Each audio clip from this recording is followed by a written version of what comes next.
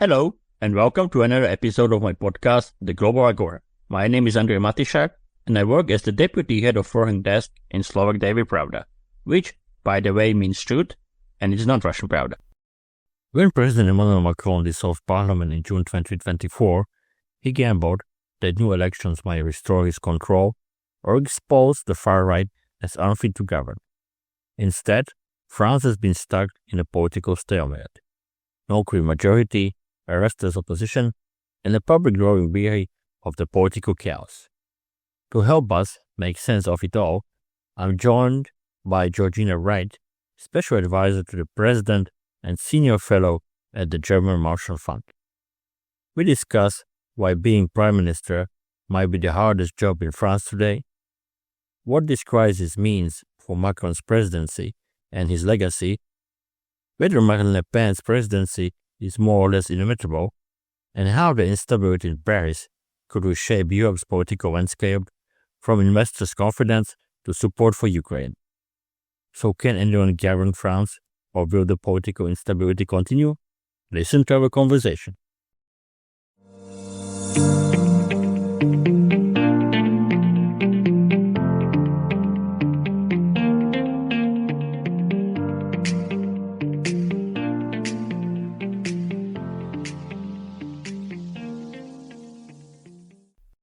If you enjoy what I do, please support me on Coffee. For the link, see also a description of this episode. And now, up to the new debate. Georgina, is being a Prime Minister the worst job in France at this moment? It certainly feels like it's the worst job. I mean, when President Macron dissolved Parliament back in June 2024, he was betting on the fact that either his party and coalition of parties would do much better, and so they would have a greater majority, actually making it much more easier for the Prime Minister to get anything done, or that actually the far right would do really, really well. He would be forced to appoint someone from the far right, and then the far right would show that actually it's much harder to govern. Well, neither of those realities came to fruition. So his party did much worse in the elections. His coalition did much worse. They lost their relative majority. And then if you looked at the Rassemblement National, they came out top as the party, but they don't have enough seats to really form a majority government. So now you have a situation where you've had sort of 5 prime ministers try and get a budget through, not having the votes in Parliament, and every single time either facing a vote of no confidence or actually resigning preemptively. It feels like that instability will last until 2027, the presidential election, or at least until there's another parliamentary election, if there is one before then. Yeah, from January 2024 until now, France had 4 prime ministers, and Sébastien Lecornu has been recently reappointed. But President Emmanuel Macron, after he resigned only 14 hours after he unveiled his government, when reappointed, Lecornu said that he will do everything possible to provide France with a budget by the end of this year. How do you assess his chances of achieving this, and why is it important? Well, so let's answer that second question first, because it's the easiest one. You need a budget to continue to function. There are constitutional measures that would allow France to replicate the exact same budget it has for this year, next year, if the government failed to get a budget through. But you need a budget, right? If without a budget, you can't function. And I think the sort of decision to replicate the existing budget doesn't really address, the fundamental things that France needs to do. So it wants to increase its defense spending, for example. Well, it can't do that if it's simply replicating the same budget of 2025. But also it's sending a signal to investors. If the government fails to get a budget through, what does that say about France's fiscal stability, budgetary responsibilities? But as we know, getting a budget through is difficult in any country. But it's even harder for a government that doesn't enjoy a majority in Parliament. And so Lecornu, when he was first appointed Prime Minister, said that that's what he was going to do. So for weeks, we didn't know who he was going to appoint in his government because he was talking to lots of different factions, trying to see where compromise was possible. He then appointed his government and resigned because he said, even though I think there is fertile ground to find a consensus for the budget. I still don't think I will get it through. My odds, then coming back to your first question, is that he might well get a budget through. A lot of that depends on what the centre-right do, so les Républicains, and what the centre-left decide to do. The centre-right refused to take part of Le Cornu's government, as did the socialists, but they might decide to back the budget, who knows. But very few people in France think that even if he manages to get a budget through, he will outlast that. So a lot of people think that the government will get a budget through and then they'll face vote of no confidence or will be forced to resign. So the question really is twofold. If he manages to get a budget through, and then if he lasts longer than that. So how do you assess what happened last week? Because I see headlines like this is a crisis of Macron's own making and stuff like this. And of course, we have been really following this. Yeah, Macron was there, unveiling the government, resigning, he's back, unveiling the second government. What does it mean? Well, I just think it shows that France is going through a time of political instability. This is largely down to Macron. I think it's important to remember back in June 2024, when he dissolved parliament, he did that on the back of the European Parliament elections, right? So he said, my party performed very badly in the European Parliament elections. I have heard what you say, and therefore I am dissolving parliament. But a lot of people said at the time, this is a terrible idea. People vote in the European Parliament elections very differently to the way they vote in national elections. There was no need to dissolve parliament, and actually doing that was a real risk because there was no guarantee that Macron would increase the parliamentary majority for his party. There was a real risk that the extremes were going to do much better. But ultimately, the greatest risk that there was no party or coalition of parties that could really form an overwhelming majority. And the result of that election was very telling. The Rassemblement National to the far right won the most seats as a single party, but not enough seats to form a majority. And then the left-wing coalition were able to form a majority, but that included La France Insoumise, which is the sort of extreme left-wing party, which Macron's ruled out working with. So we're in a situation where we have a parliament that's extremely divided. No one can really form a majority to get anything done. And it, of course, means that any government's going to face the perils of the national parliament. So Macron didn't need to dissolve parliament, and he chose to. So a lot of the responsibility does fall on him. But it's not only him. There's also, I think, opposition parties have no willingness to work with any government because they see 2027, the presidential election, as their big prize. Political instability suits them. They can say, well, look, Macronisme doesn't work, and this is why we're in a better position to sort of represent you at the presidential election. So there's no incentive for the opposition to work with Macron at all. So I think there is really responsibility on both sides. But the question is, can we get to some semblance of stability before 2027?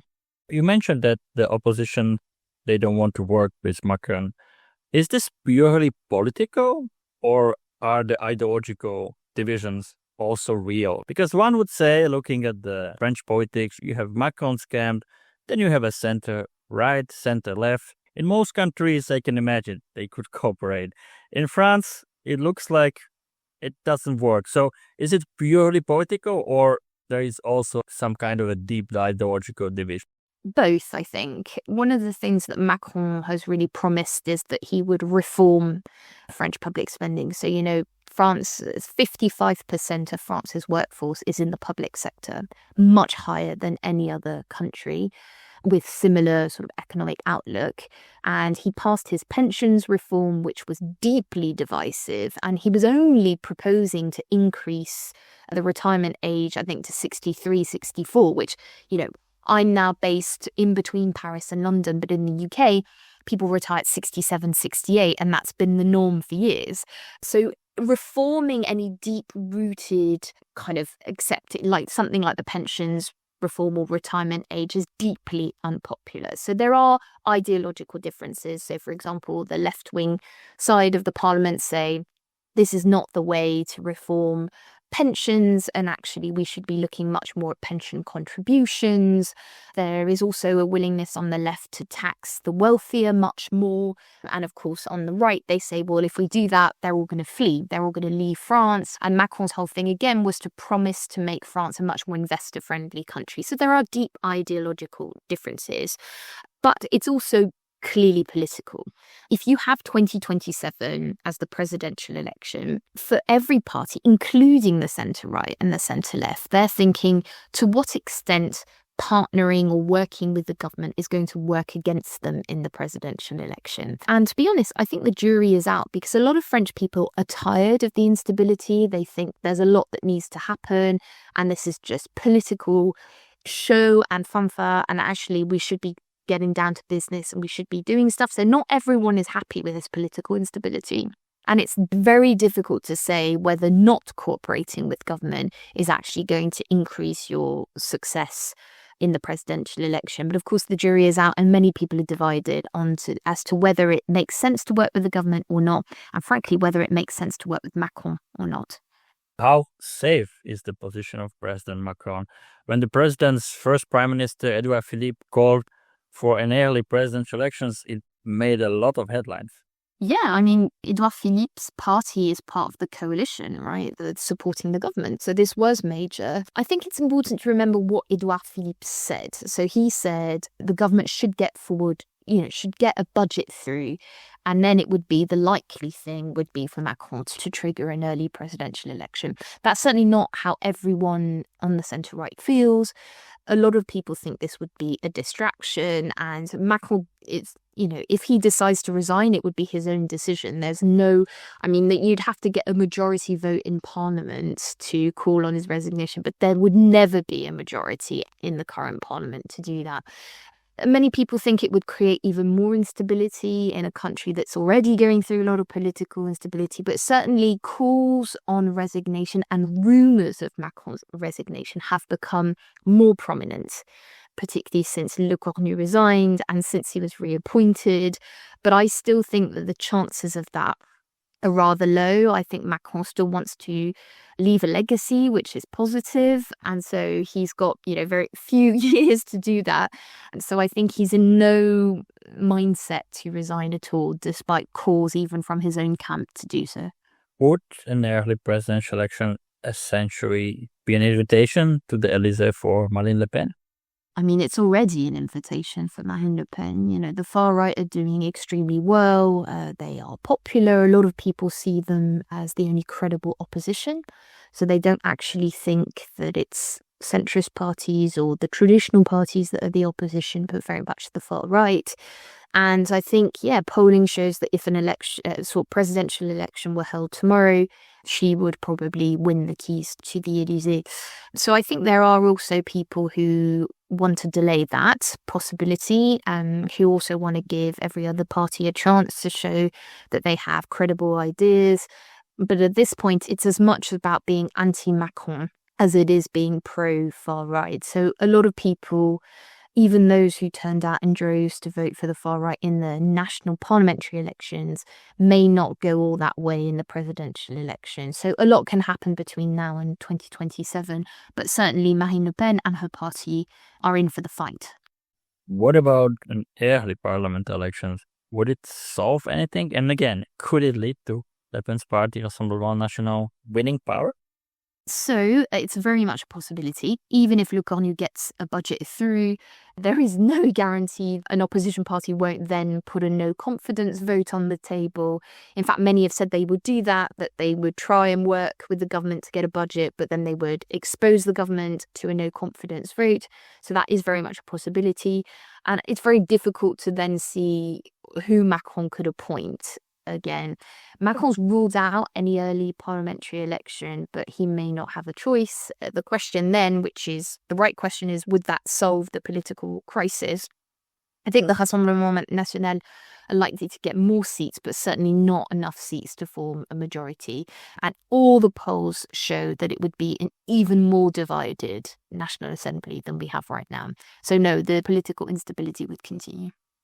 Can Le Pen work with the Republicans? Well, for a very long time, the Republicans said that they would not vote with the far right. There was the Cordon Sanitaire or the Front Républicain, which means the Republican Front, which refused to work with the far right. What we saw after the last parliamentary elections in June 2024 is the Républicain Party that split. And so you had Éric Ciotti, who's quite a well-known French MP, who said, well, actually, I would be ready to vote and to work with the far right, Rassemblement National, and the rest of the party that said that they wouldn't. In recent days, Bruno Retailleau, who was the former interior minister under Bayrou, so that's the prime minister who preceded Le Cornu, has suggested that he would be open to working with the far right. And you're certainly seeing at the European Parliament level, French MPs from the Republican Party working with MPs from the far right. So I think it's becoming more of a possibility, and we'll have to see. You mentioned the instability a couple of times, Georgina, and France central bank chief François Villon said that political uncertainty that France experiences will have an impact on business, consumer confidence, and economic growth. So from your perspective, what are the most visible effects of this political conundrum on French politics, society, and economy? I mean, on society, you clearly have deep levels of frustration. The French are just tired of political instability. A lot of them are angry at Macron. They think that he came in and disrupted the political pendulum.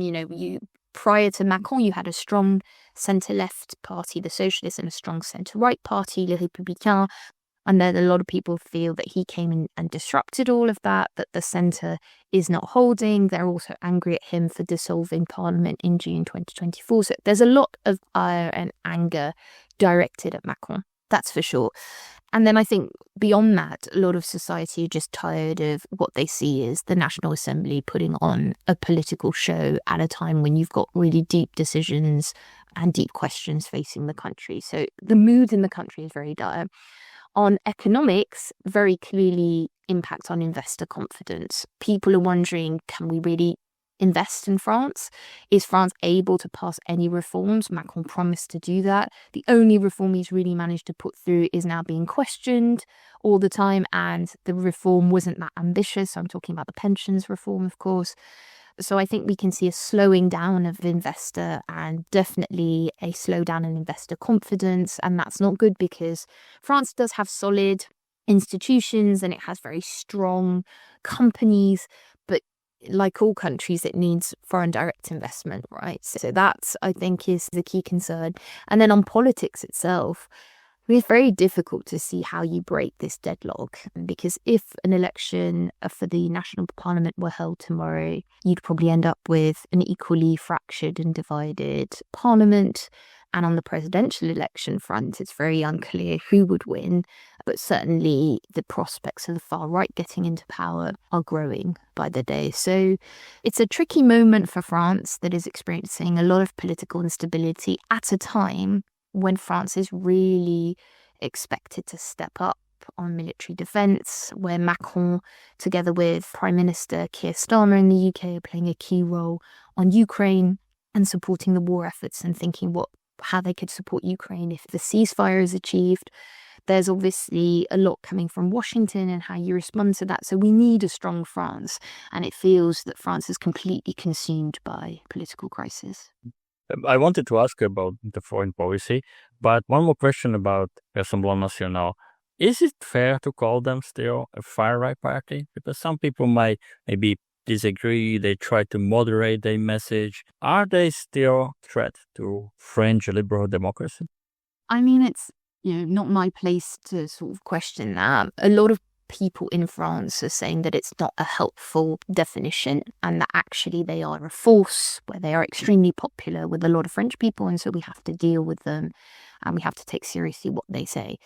I think a lot of their policy proposals, can be labelled far right, whether that's how they want to deal with immigration, whether that's how they want to deal with the economy.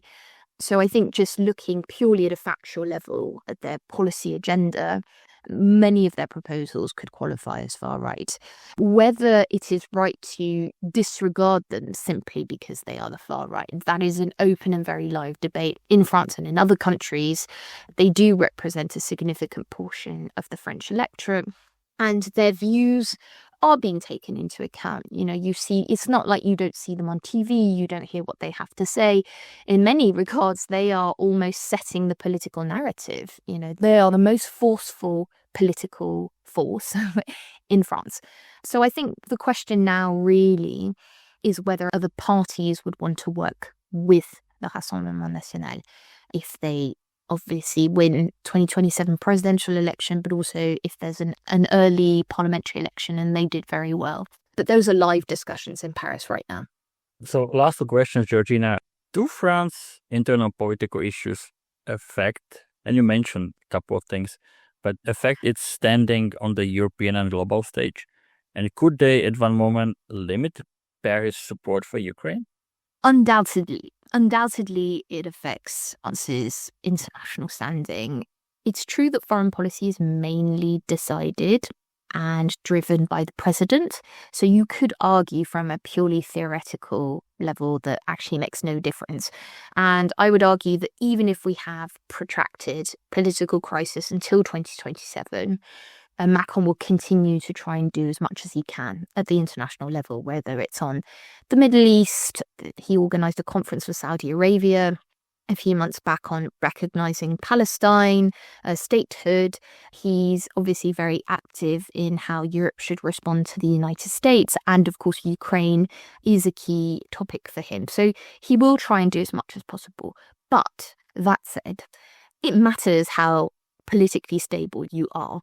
And that's for several reasons. The first is budgetary. If you can't say you're going to spend more on European security if you're actually not spending more on European security. So bad fiscal planning is going to impact France's room for maneuver and credibility on the European stage and international stage. So that's very clear.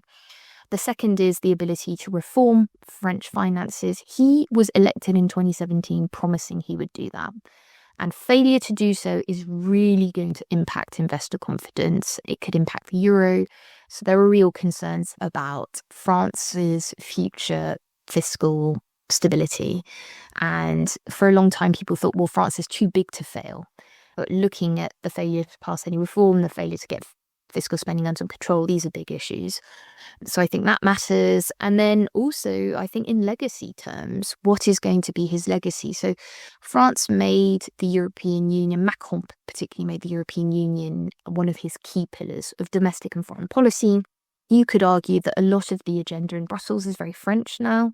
They're talking about industrial policy, defense policy, all sorts of things where France has really been at the forefront of thinking, the strategy setting.